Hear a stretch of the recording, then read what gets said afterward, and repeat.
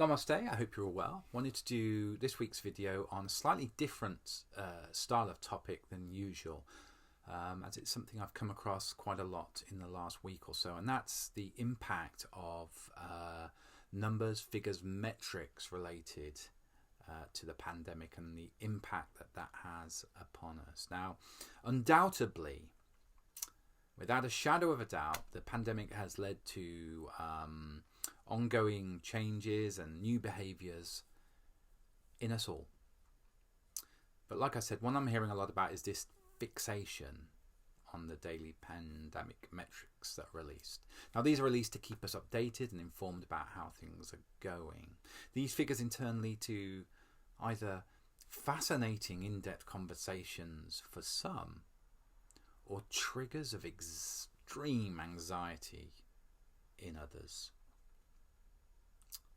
And it's worth noting that these daily figures undoubtedly are useful in helping us stay informed about the state of play and what's happening out there and how this situation is unfolding, and in turn how this will impact our days, our weeks and our months ahead.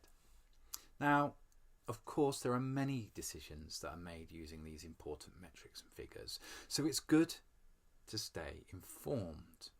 Very, very good. But it might be worth pondering on this thought, which is to understand our fascination with news, which is this.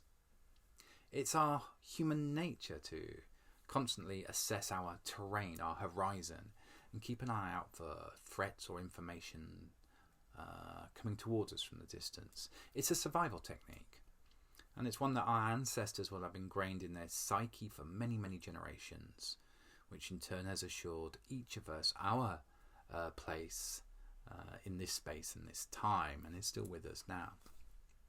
However, when there is an acute state of alertness via possible threats that becomes compulsive, it can undoubtedly cause much heartache and stress, which, if left unchecked and undealt with, can create bigger overall health problems.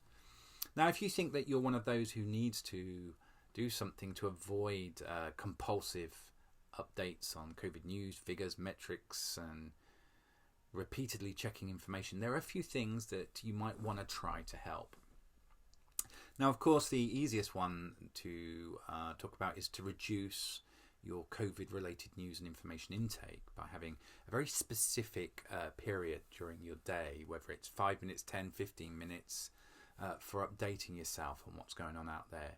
And this is best done, of course, from a source that you're super comfortable to trust and that you're happy with. And it's worthwhile during that time to ensure that the words and figures you read carefully and very, very mindfully. Secondly, I think it's important to maintain your own realistic perspective about what's going on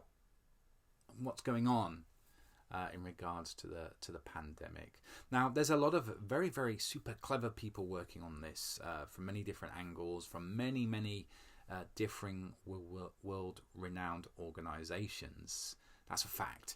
Okay, so we should take our foot off the gas a little bit in regards to some of the doomsday narrative that's out there and how we absorb it. Okay, of course, we can meditate as well. That's something we should be doing every day, rather than focusing on the what ifs, what might be's, what could be's, what should be's. We should focus on this present moment, this present minute, this present hour, or what we're going to do in this present day. We could also consider planning a reserve activity. If you feel that compulsion starting to dwell up to check figures and news, maybe some people I know have spoken about using a Zen-style colouring book, have a standby novel to read a few pages on, or walk around the block or down the lane, or tending to those new house plants, or looking at menus for the meal for the evening ahead. Now, these are just some very quick things and quick wins that I really wanted to share. I hope they're useful, and speak to you soon. Namaste.